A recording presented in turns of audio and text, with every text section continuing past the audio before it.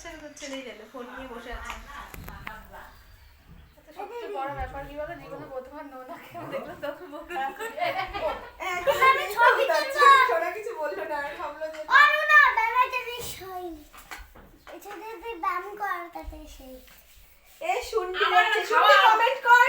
দেখছিস কমেন্ট করছিস কেন শুনটি, দেখ মেঘাকে আজকে আমি আইবুড়ো